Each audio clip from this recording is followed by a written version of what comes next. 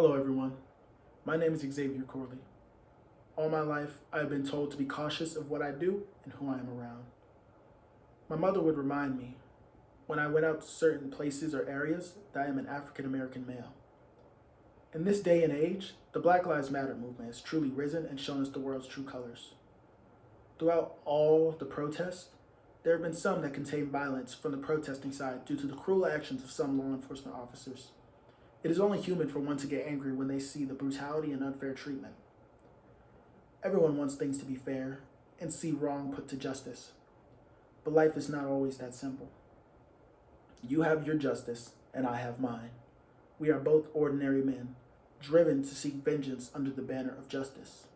However, if there is justice and vengeance, then justice will only breed more vengeance and trigger a cycle of hatred. Those words were said by a man on television named Nagato Uzumaki. We as people all need a voice, and I want to be that voice. I, Xavier Corley, am running for mayor of Douglasville, Georgia. I've worked hard to show the community that I have everyone's best interest in mind. I've done service in the community to keep our city clean as well as make life easier. I earned my master's degree in finance so that I can help you sleep at night knowing your money is in good hands. And these times, there have been a problem with the enforcement of laws and regulations. I am to make sure everyone is held accountable for their actions. I have been a victim of police brutality before. My perspective on life changed the night I wanted to go on a calm run and get some fresh air. While in the middle of my run, I was suddenly surrounded by law enforcement. I was punched and held at gunpoint in the blink of an eye. I could have sworn my life was over at that very moment. The officer began to question me, asking, "Where's the car? Where is it?" I was very confused because I had no idea what he was talking about. Next, the officer asked me, "Have you seen this man before?"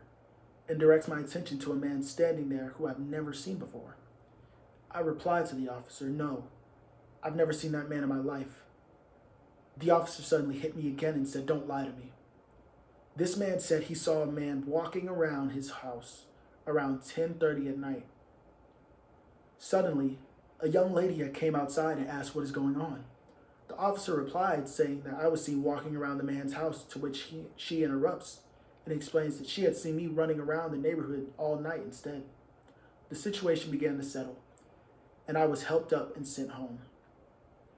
It turns out that a man had called the police, claiming he saw a black male walking near his house and had stole his very expensive car. I never saw the man again, and I never received any type of apology. That night, I learned truly that there was an unfair disadvantage to the people of color in this world.